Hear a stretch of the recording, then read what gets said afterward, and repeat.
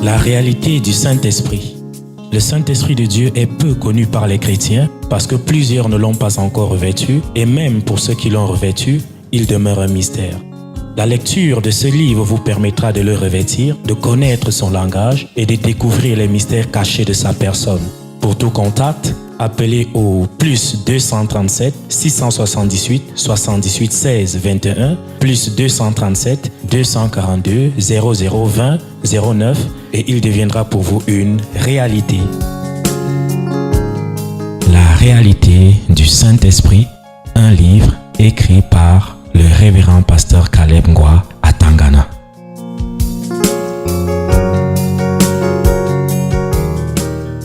Ok, prenez votre Bible maintenant. On va passer au message du jour. Allons dans Luc au chapitre 1. Luc chapitre 1. Commençons la lecture au verset 26 jusqu'au verset 38.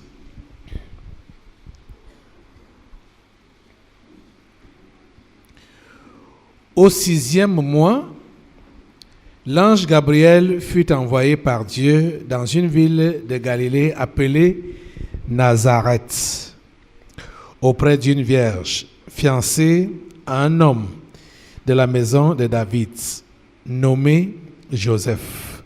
Le nom de la vierge était Marie. L'ange entra chez elle et dit : « Je te salue, toi à qui une grâce a été faite. Le Seigneur est avec toi. » Troublée par cette parole, Marie se demandait ce que pouvait signifier une telle salutation. L'ange lui dit : « Ne crains point, Marie, car tu as trouvé grâce devant Dieu.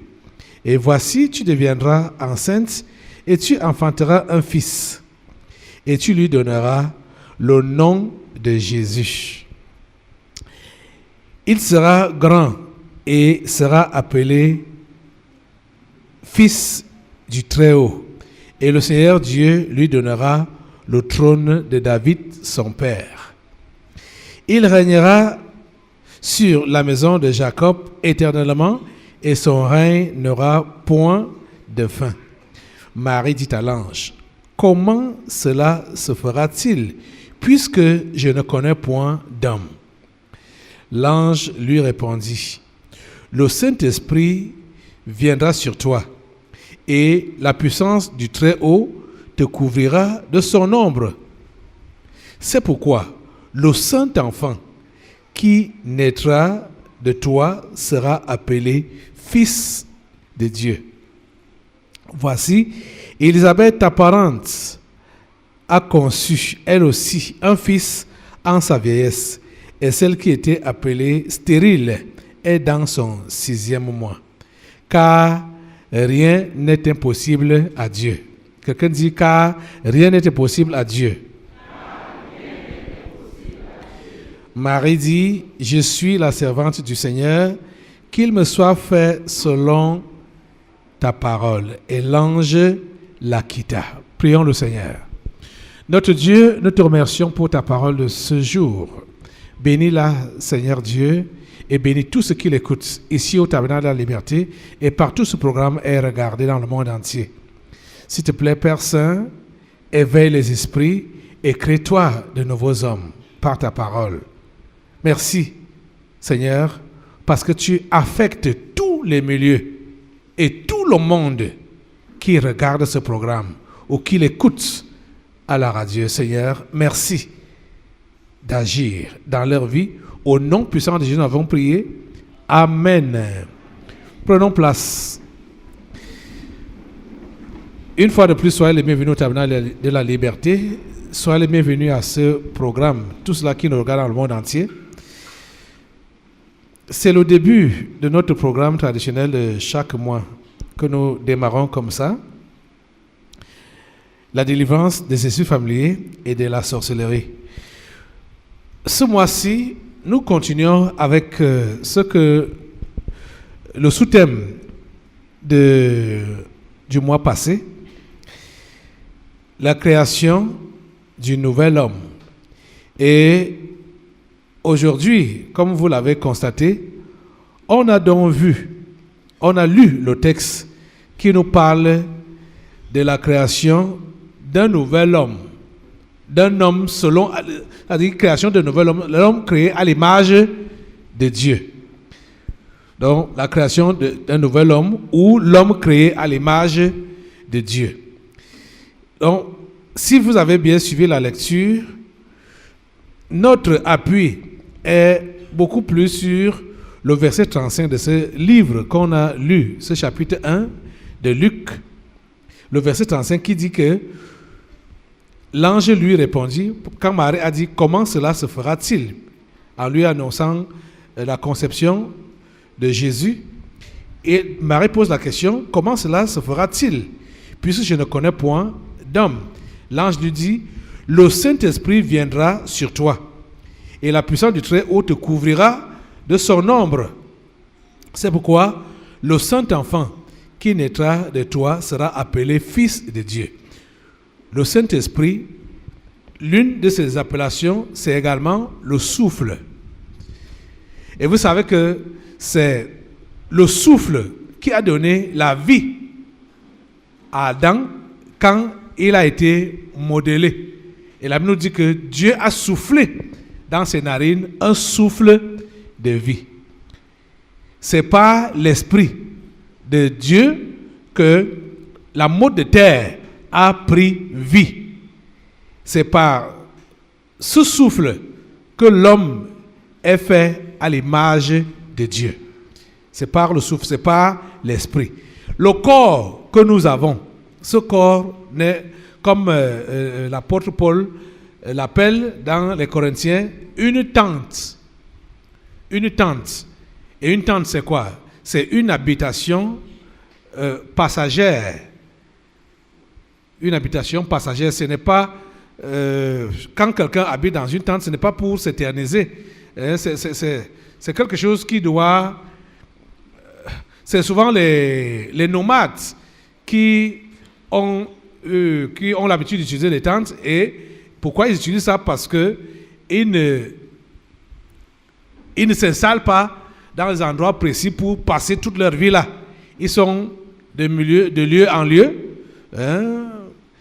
Donc, ils ne peuvent pas construire des maisons en dur pour y rester. Donc, il leur faut des tentes. Quand ils vont partir, ils emballent leur tente et ils partent. C'est pourquoi l'esprit, en habitant dans le corps humain, qui est donc considéré comme une tente, il va arriver un jour qu'il va partir et laisser la tente se décomposer. Vous voyez, non? C'est comme ça que Paul a appelé le corps humain. Le corps humain n'est qu'une tente. Le corps humain n'est qu'une tente. C'est ça qui porte ou qui transporte physiquement l'homme. L'homme lui-même est invisible parce que l'homme est esprit. Je ne sais pas si vous êtes arrivé de réfléchir par rapport au phénomène des rêves. Vous voyez que vous dormez, mais vous vous trouvez quelque part. Et parfois, vous avez des habiletés, c'est-à-dire que vous ne pouvez pas décrire, indescriptibles. Hein?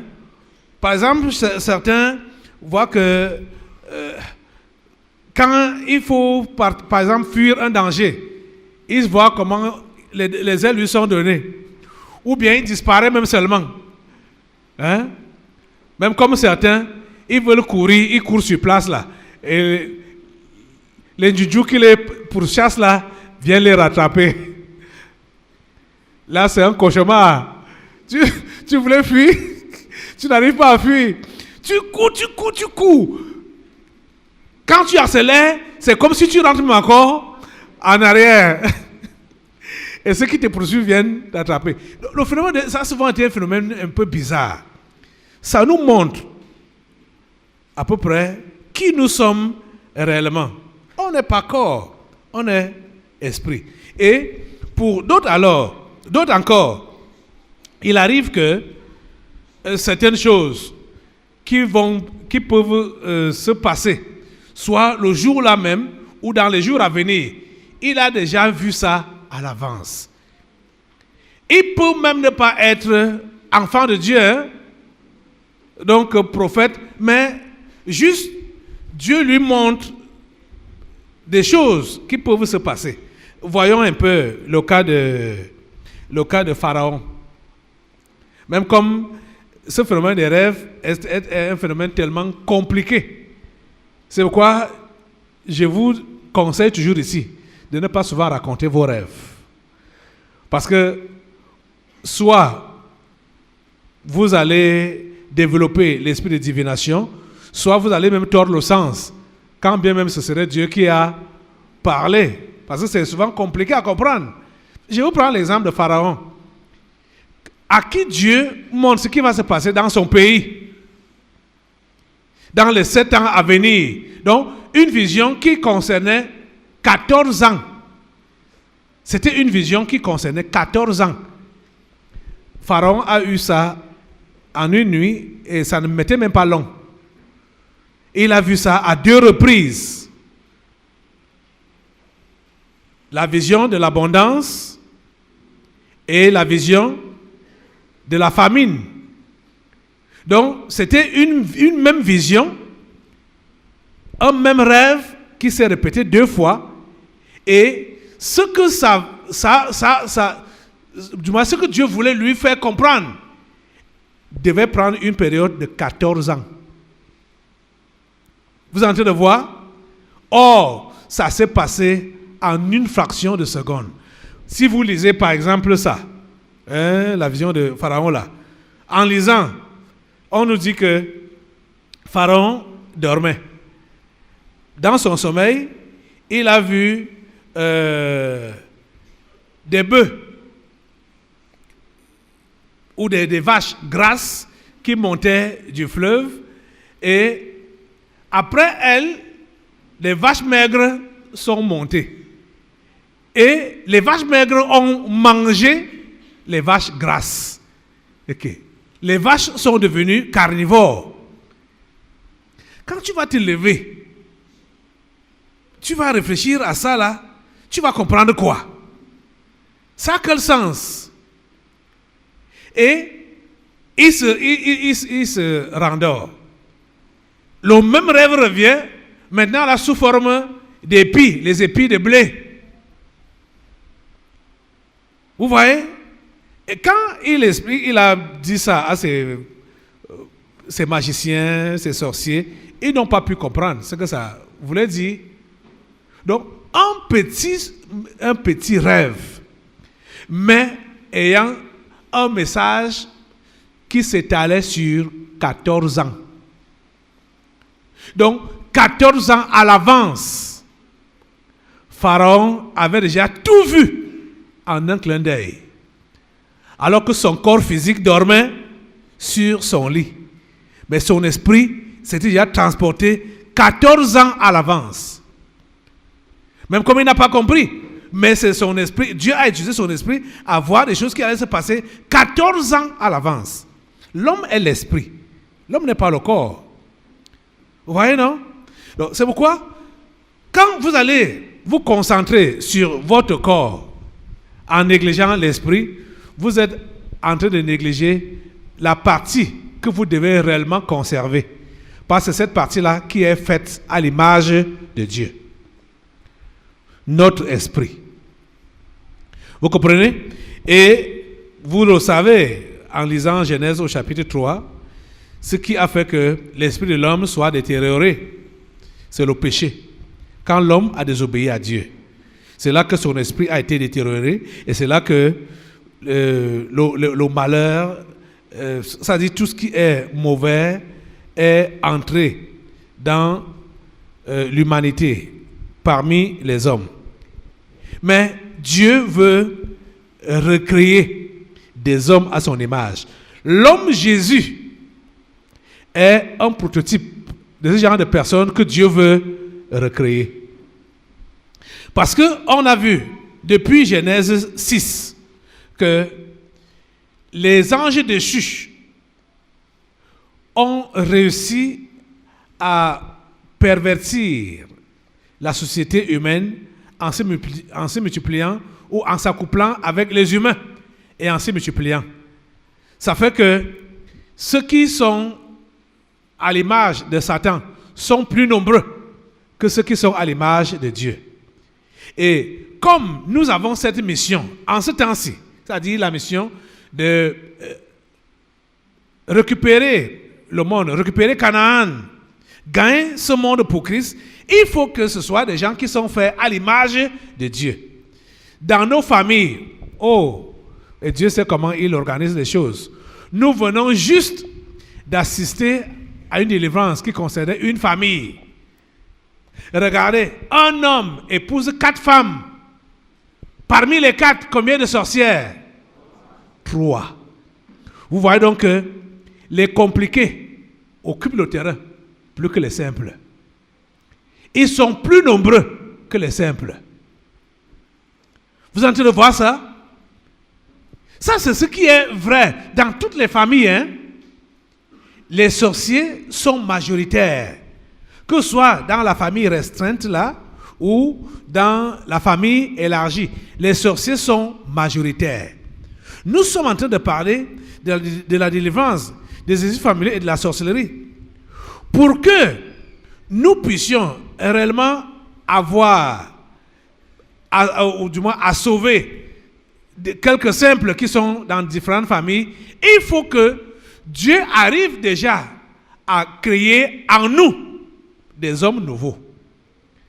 C'est-à-dire que tu arrives, si tu es celui-là qui est simple, que tu arrives à être à l'image de Dieu. C'est l'image de Dieu en toi qui va permettre à ce que tu puisses faire son travail.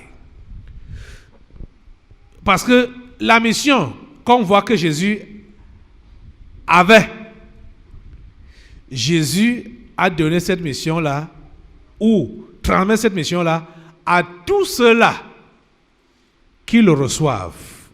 Ils reçoivent la même mission que lui-même avait. Allons dans notre texte. Qu'est-ce qu'il est dit de Jésus? Qu'est-ce qu'il devait faire? Qu'est-ce qu'il devait être? Verset 31 nous dit quoi? Et voici, tu deviendras enceinte et tu enfanteras un fils. Tu lui donneras le nom de Jésus. Verset 32. Il sera grand et sera appelé fils du Très-Haut. Il faut que vous compreniez. Quand l'ange dit à Marie qu'il sera grand, ce n'est pas grand dans notre compréhension. Parce que quand on parle de grand dans notre compréhension, on va dire une grande personnalité, donc respectée par tout le monde, peut-être président, peut-être premier ministre, peut-être un grand homme d'affaires. Il sera grand, mais pas selon le monde, pas selon la vision du monde. Quand on dit également que, aujourd'hui, quand on dit que quelqu'un a une grosse étoile, on pense, oui, celui-là, bon, s'il est dans les affaires, ça veut dire que ce sera un grand homme d'affaires. S'il est dans la politique, ça veut dire que l'un de ces jours, il pourra devenir président. Grande étoile, pour Dieu, ce n'est pas ça.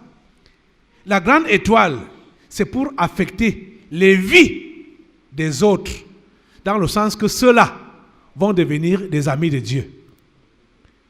Vous comprenez? Si tu es appelé à utiliser ton étoile, si ton étoile doit briller, cette étoile brille par rapport au salut que tu vas apporter aux perdus. Tu as compris ça? Parce que c'est déjà même la définition de Jésus. Jésus veut dire sauveur. Vous comprenez? Donc, il sera grand et sera appelé fils du Très-Haut. Et le Seigneur Dieu lui donnera le trône de David, son père. Il régnera sur la maison de Jacob éternellement et son règne n'aura point de fin. Voilà ce qui a été décrit sur Jésus. Lisez donc attentivement les 4 évangiles. Cet évangile de Luc même qu'on vient de lire, là, le chapitre 1. Lisez le récit qui est fait sur Jésus. Est-ce que vous l'avez vu avec des grosses voitures? Est-ce que vous l'avez vu dans un grand château? Est-ce que vous l'avez vu avec beaucoup de serviteurs et de servantes? Est-ce que vous l'avez vu faire la fête, par exemple, comme Salomon? Hein? Il a vécu quel genre de vie? Une vie des plus simples, une vie des plus modestes. On peut même dire une vie des plus pauvres. Parce que Jésus n'avait même pas où reposer sa tête. Mais c'est grâce à lui que tous ceux-là qui ont péché, qui sont destinés pour l'enfer, c'est grâce à Jésus que ceux-là sont sauvés pour aller au ciel. Grâce à celui qui n'a rien fourni de physique, de visible ou de matériel sur la terre. Il n'a pas laissé sans femme, sans enfant, sans rien. Il n'a rien eu de tout ça. Mais il a marqué l'histoire de l'humanité. Et vous savez que si nous sommes rassemblés ici, c'est en son nom que nous sommes rassemblés. C'est ça, non? Jésus n'avait pas besoin de se marier pour avoir des enfants. Une fois que toi qui entends parler de lui, tu le prends comme ton sauveur et Seigneur personnel, tu deviens son enfant. Donc vous voyez qu'il n'avait pas besoin d'avoir des enfants dont il allait être le géniteur physiquement. Parce qu'il n'est pas venu pour une mission physique. Il est venu pour une mission spirituelle. La grandeur dont il est parlé ici, dont il est question ici, ce n'est pas une grandeur du point de vue physique ou matériel. C'est du point de vue spirituel. Vous comprenez? Je veux que vous compreniez bien cela. Parce que je vais un peu paraphraser encore les propos de Paul. Quand il parle aux Corinthiens et à tous les chrétiens, donc à nous aussi, il est en train de justifier son ministère, de justifier sa mission. Et qu'est-ce qu'il dit le concernant et son équipe? Il dit qu'ils sont regardés comme pauvres, mais enrichissant plusieurs. Vous comprenez ça? Mais comment est-ce qu'un pauvre peut enrichir les autres? Ça veut dire que ce n'est pas des choses matérielles dont il est question. Hein? Mais la plupart d'entre nous, nous nous concentrons sur les choses matérielles. Même étant devenus chrétiens, on est toujours focalisé, concentré sur les choses matérielles. Or, c'est le spirituel qui compte. Le Seigneur veut réellement que des hommes créés à son image se multiplient. Ce sont ceux-là qu'il va utiliser. Ce sont ceux-là qui seront l'aide et le secours de ce monde en détresse. Les hommes faits à l'image de Dieu. Des hommes faits à l'image de Dieu.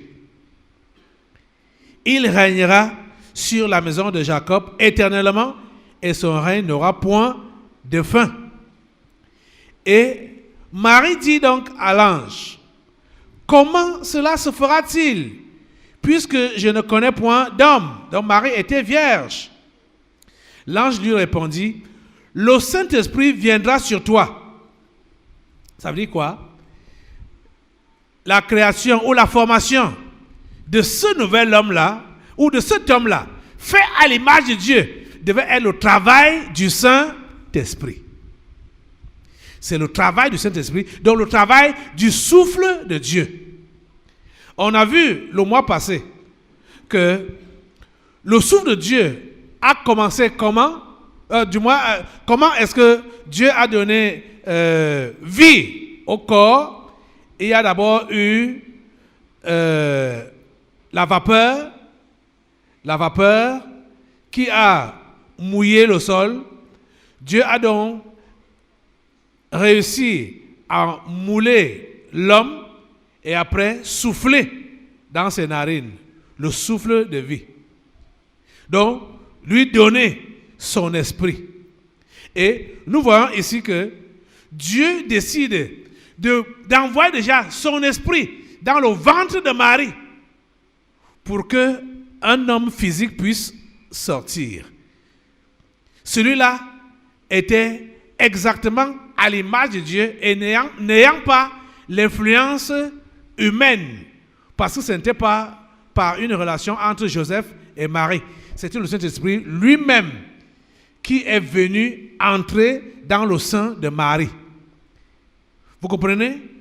Il dit, le Saint-Esprit viendra sur toi et la puissance du Très-Haut te couvrira de son ombre.